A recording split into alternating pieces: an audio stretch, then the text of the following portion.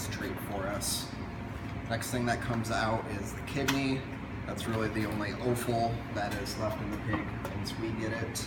And then the tenderloin sits right behind that. So we can start following the spine here, taking this entire muscle out. The kidney is left in for inspection. So when the animals go to the slaughterhouse, all of the innards come out except for the kidney. It's left there as kind of one of the things that the inspector looks at, and then they leave that in as kind of a sign that this animal is healthy.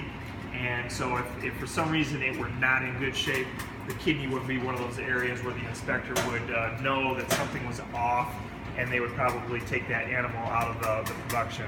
Our pigs here, we have one farmer in Coopersville that grows all of our pigs for us, Matt Hale. He's a third generation pig farmer. This is a 50% Berkshire cross.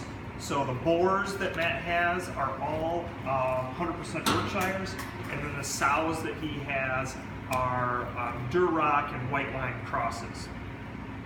We like Berkshires because Berks have kind of a long belly, which is great for bacon. You can never have enough bellies, it seems like. Berkshires are also great maternal animals. 100%, Durocs and White Lines are good maternal pigs. 100% Berkshires are not great mothers. They have a tendency to not pay attention to their little ones, and they'll literally just roll over and kill half their litter.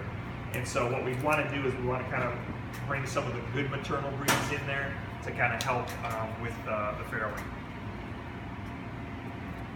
All right, so once the tenderloin's out, I'm gonna break this up into primals into 4 sections. You've got your shoulder area, your loin, your belly, and then your hand back here. You can move this around where you break it, depending on the size of, if you want a larger shoulder, you can come back further this way. For our purposes here in the shop, we break in between the 4th and the 5th rib. So to start at the top of the rib cage, count over, and then make a guide cut right where I'm gonna wanna come through with the saw. So we're gonna catch the edge of the rib cage here and then come through the spine. And then a guide cut down on this end. We always break at the 0, which is where the vertebrae turns from the spine to the tail.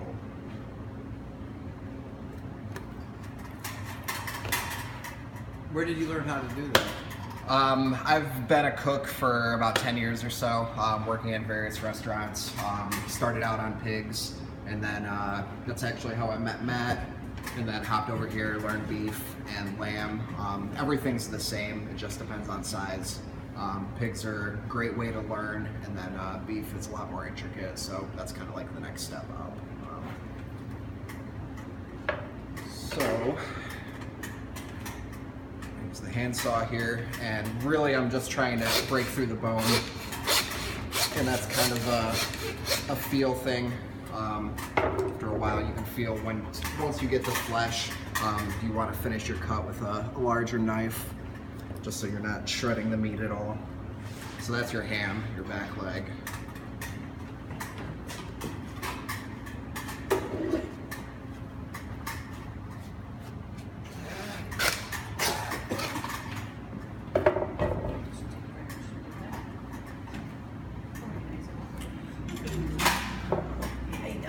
So Dan was talking about the different kinds of fat on a pig, and so hams are one of the things that for us are always kind of in abundance, and so we're always kind of curing and smoking. Cured hams are great, but they we sell a little bit of it as lunch meat.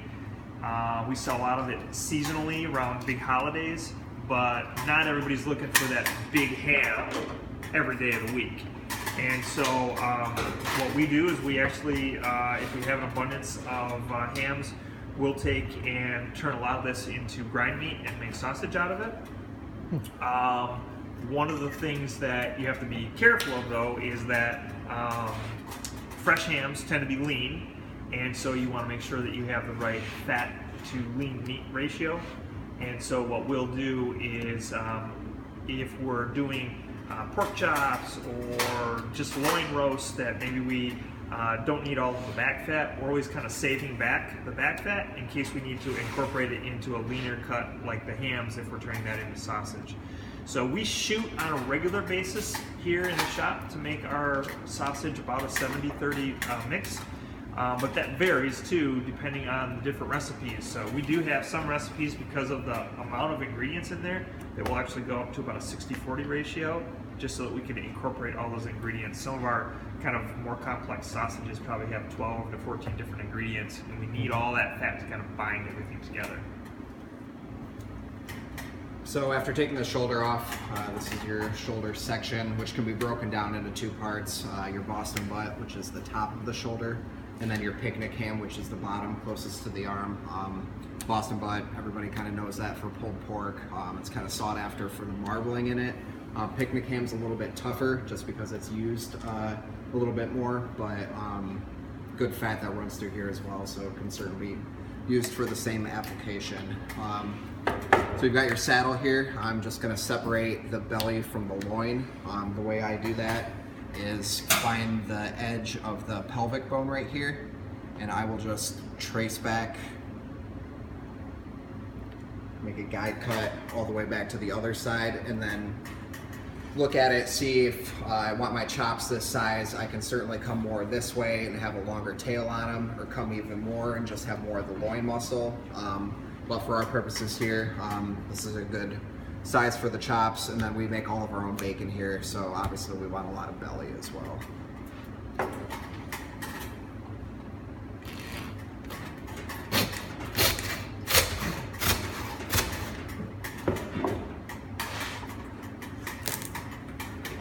For the verde sausage that you make, do you usually make it from like that in there?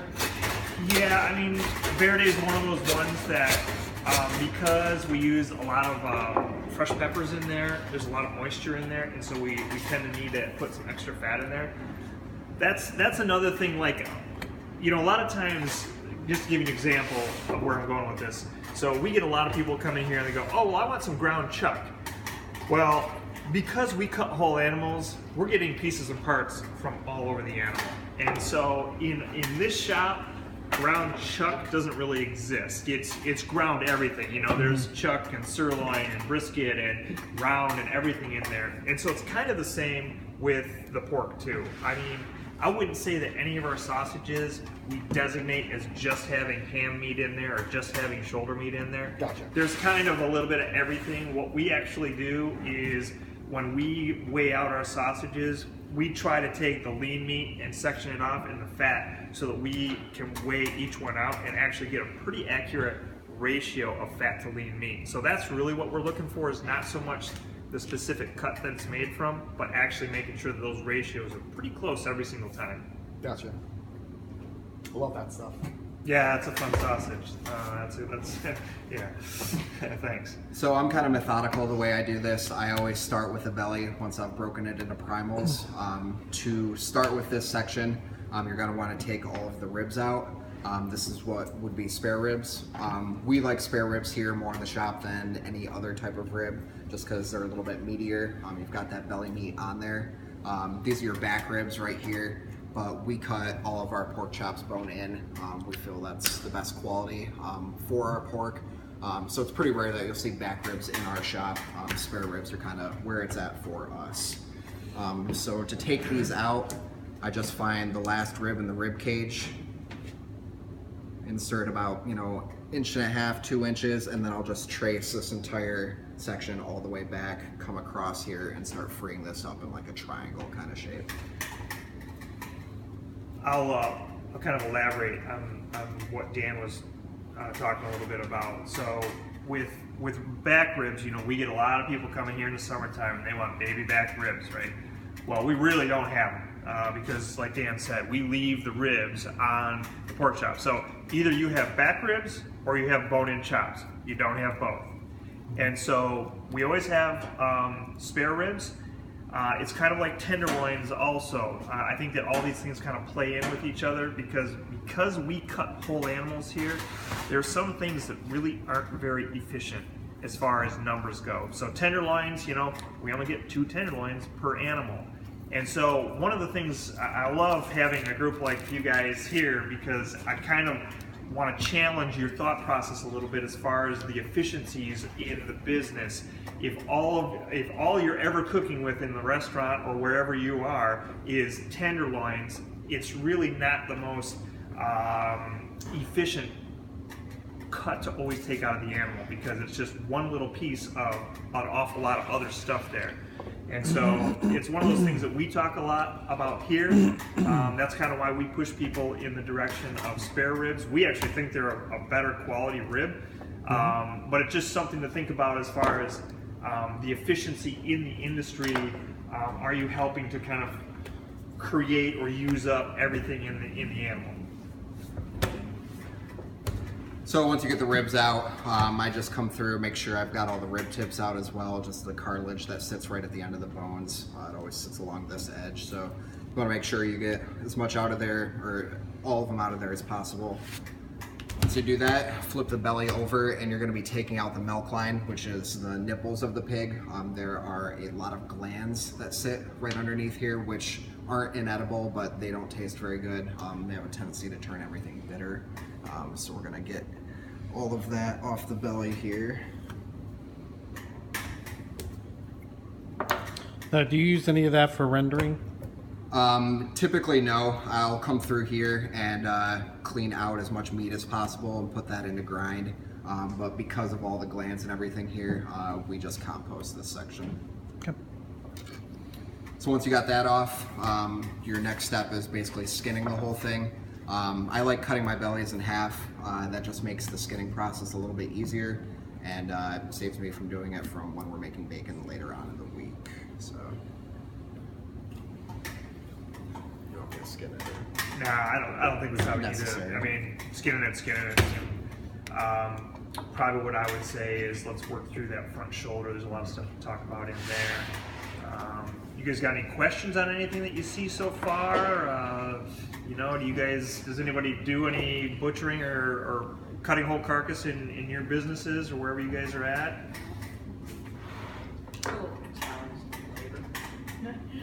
What's that? A little challenge sometimes with labor. We tend to buy a lot of food for tenderness, but I've always loved butchering. This is amazing. I love your knives. Oh, thank you. Nice and sharp. Yeah, I use 2 different types of knives, 6-inch semi-flex, so I'm able to put a lot of weight on this and have the blade bend. It's just good for boning things out, getting right up against the bone and getting as much meat off as possible. And then a 5-inch semi-stiff, it's better for getting through joints and cartilage, little more rigid. And then an 8-inch scimitar just for long cuts. So with the shoulder area, I'm going to take off a couple portions before we start taking the bones out. This up here is where your head would be sitting, and this is part of your jowl. So I'm just going to take this off really quick. We were turning this into jowl bacon for a while, and I've got plans to make guanciale at some point this year, so that's where those go. We don't use them for that. We use that in the fat for our sausage So you mix. smoke it for bacon. Yeah, we'll cure it just like normal bacon, and then throw it in the smoker and sell it. It's not exactly edible like regular bacon. You can certainly eat it that way. It's more kind of a flavoring agent. Yeah. Yeah, usually I use it in collard greens, things Yeah, like yeah. that. Yeah. Yeah, add that smokiness, little fat. Little fat. Yeah. So the next step, I'm going to take your front leg off, which is your trotter, your foot, and then your hock, or your ankle, essentially, shank.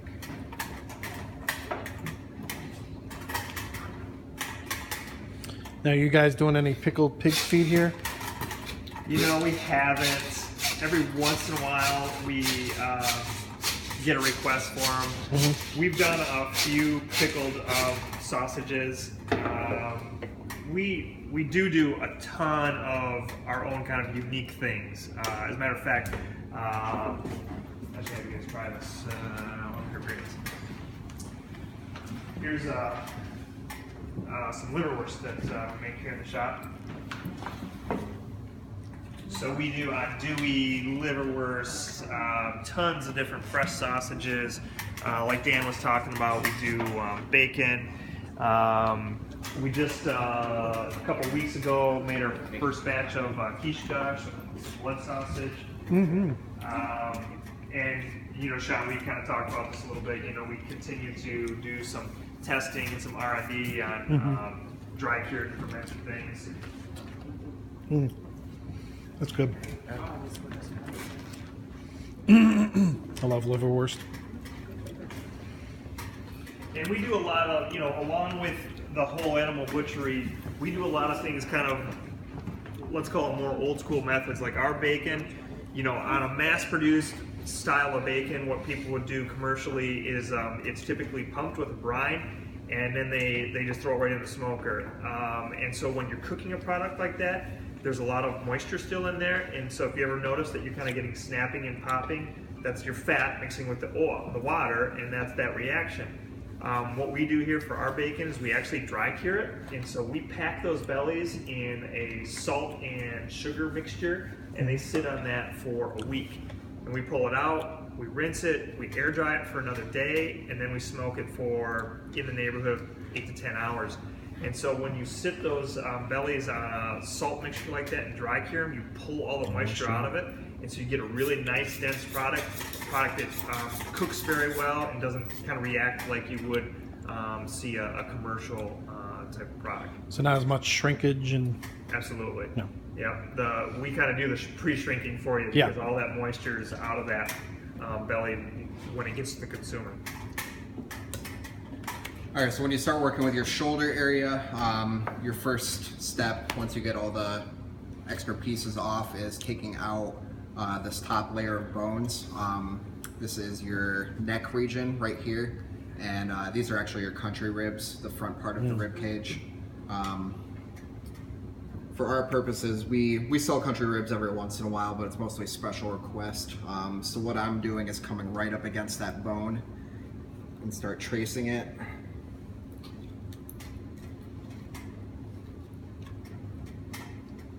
And then coming up right underneath these feather bones and just kind of individually working with each of these, make sure these are freed up so everything starts loosening a little bit.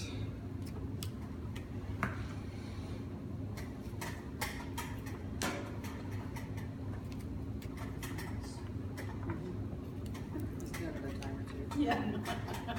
Been trying to figure out how many pigs I broke last year, and I lost count after quite a I while. think that we bought, let me think about this a second. I think we bought 118 pigs last year. That was our first year. We just opened. January 5th was our 1-year anniversary. And so I would think that, you know, from a sales and growth perspective, we're shooting for about a 30 to 40% growth pattern this year. And so, you know, we're hoping to probably be scratching close to 150 pigs this year.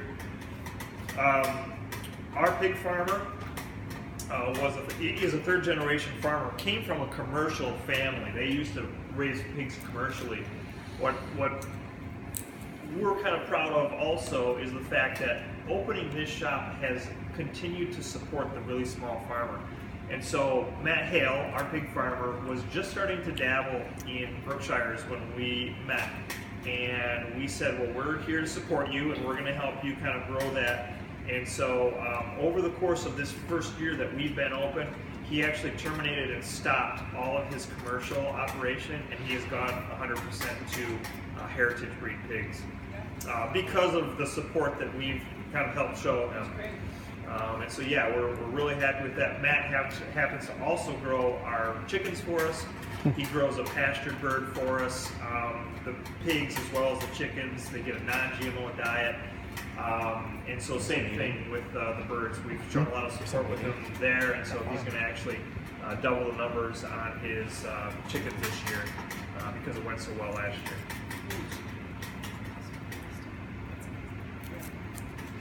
So that kind of goes along with all the other animals. The only beef that we sell here is 100% grass-fed beef. That's another kind of really interesting, challenging product, especially in an area like Michigan. You know, how do the animals forage for grass in the wintertime? We're fortunate that a couple of the farmers that we're dealing with, they're big enough so that they have enough land to grow their own haylage or baleage in the summertime, and then they put it up and feed it back to the animals in the wintertime when there isn't fresh grass. And same thing, we've seen some of our farmers kind of able to move to the next level and grow their farms because we've showed them a lot of support. I don't know exactly. I would say we probably bought in the neighborhood of 30 head of beef last year. Who are you using for that? Are you 2 sparrows or? No, I've got 3 farms that we're mainly working with right now. We've got a guy in Coopersville, Dave Kohlhaas. He's a pretty small operation. We've got a guy that we just started working with up north in Ludington, and then we've got another guy that's coming on board in Mount Pleasant.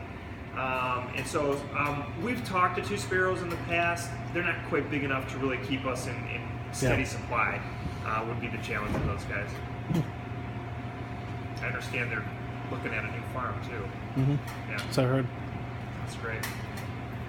All right, so I took out this whole bone section in one piece, so you're left with, once again, your Boston butt, which is the top part, and your picnic ham down here. Probably one of our favorite pieces of the pig here in the shop is the copa. This is the very end of the loin muscle in the shoulder area. The reason why we like this so much, and you can kind of see it starting right here, it's much more pronounced in the center here, is for the marbling. The amount of fat that runs through this area is wonderful. That's why it's so great for charcuterie. Copas, you can do several different things with them. We turn them into roasts every once in a while. We'll take out this entire section, tie it up. We've got a few customers that just go crazy over something like this. So yeah, what I'm gonna do here is separate the two. You have to be careful when you're coming through this section because you're gonna run into the where the arm bone meets the shoulder blade. So I'm basically just gonna make another guide cut until I hit bone, and then work through that with the saw.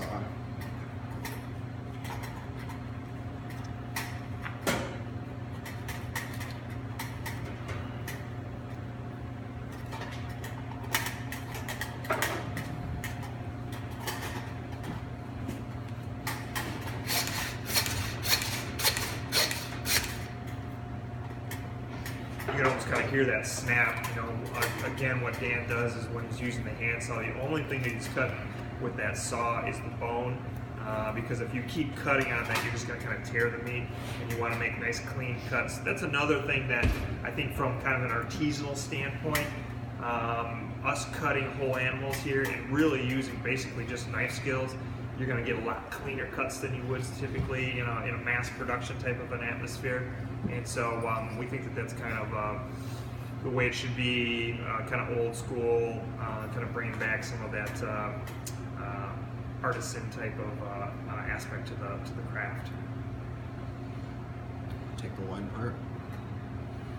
No, I don't think so. Let's leave that. So, you know, this is kind of, in general, the breakdown. You know, there's a lot of different things that we can do. Dan kind of touched upon it a little bit when it came to things like the pork chops. You know, we could take those ribs off. We could tie that up as a boneless roast. The copa, the shoulder here, we could do that a bunch of different ways as far as taking boneless sections out. We can go through and cut these into pork steaks. You can use this as, it's great for barbecue. One of the things that we do on occasion is, I'll kind of show you how we do this. So we can take the ribs out of this whole section here, and then we could actually leave the belly on, and we can tie this into a porchetta. So you have your loin up here, and then you wrap the belly around it. Stuff this with seasoning, sausage, things of that nature. Leave the skin on it and score the skin. And then what you can do is roast that off. The skin gets all crispy on the outside, and then basically the loin is being basted by the belly. Kind of a classic Italian presentation. And so we do all these different things here. You know, we have customers that ask for them. We just kind of mix it up and do different things as far as presentation for the dinners that we do here or for the case. And so that's one of those things that, as chefs, you guys are always kind of trying to present things maybe a little bit differently. How do you market things differently?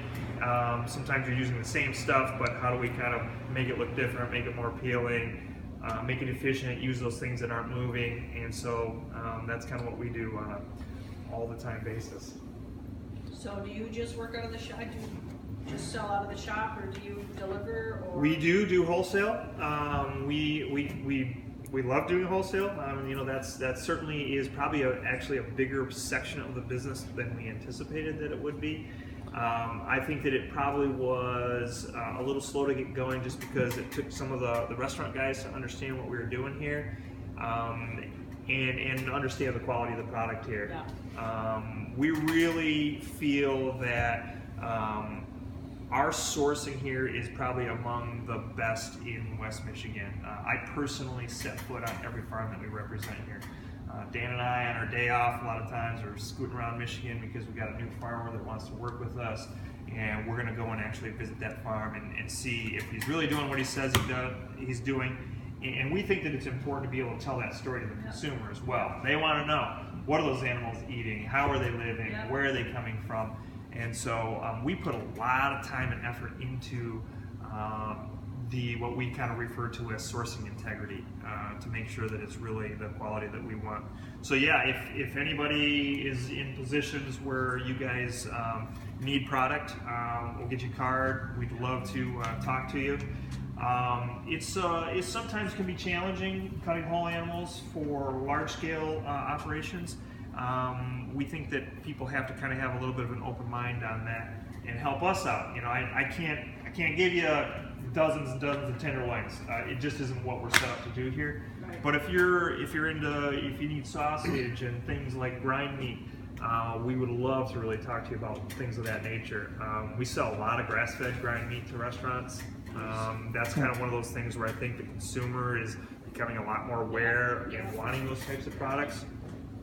Sausages, we work with a lot of restaurants, and we do that in a ton of different ways. Some people want us to kind of handle that whole end. Some people want to give us recipes or have some specifics on what they're looking for. And so we're kind of open to all those different things. So have you guys started producing any lardo or? I've got quite a few projects going at the moment. Yeah. I had lardo finish on New Year's Day, actually. Just finished a Italian salumi that was fermented for a few days and then hung to dry for a few months. I've done copas, lomos. What else is hanging right now? Lonzino, which is your entire loin section. I just took about a 4-pound chunk, boned it out, and then cured the whole thing. And then I'm actually hanging pancetta tomorrow to dry out for a little bit. Oh, cool. So, And we got prosciutto on salt right now. yeah, You got prosciutto on prosciutto's salt? going. How long do you have that on now? It's getting close. They were 17 days so far. Yeah, they were 27 pounders, so roughly the rule of thumb is a pound per day, a day per pound. So yeah, about another week, and then we'll Hang 'em. hang them up. How long are you gonna hang them? I've actually, I should grab it and have you guys try it. I've got one that I did myself. It's, I think, around 34, 35 months. So, it's how much patience do you have? Yeah. I started cutting into that one that's 36 months at about 18. I didn't think it was ready. Basically just hung it up and forgot about it. And so I think if you can go 24 plus, Yeah. the results are worth it. And if you do it on a small scale, I think that's easy to do. The problem, I think, with some of the bigger producers is there's such a demand for it that it's tough to hold that stuff back. It's just like aging whiskey or, things of that nature, that you're just inventorying this product and it's not bringing any revenue in. And so, it's a very kind of challenging dynamic there.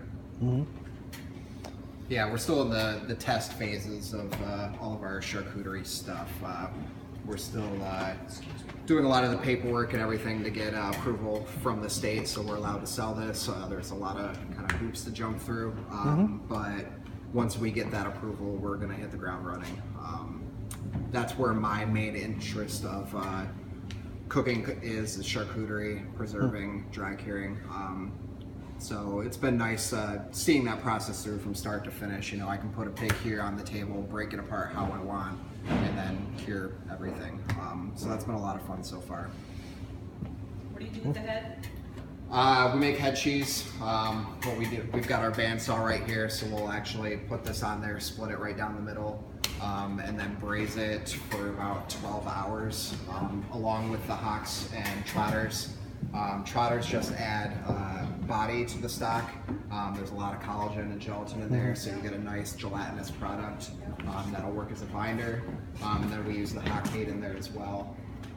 Every once in a while, if I've got some free time, which is pretty rare these days, we'll do Coba de testa, essentially bone this entire thing out. So if you're running and then this will season it, roll it up. Nice.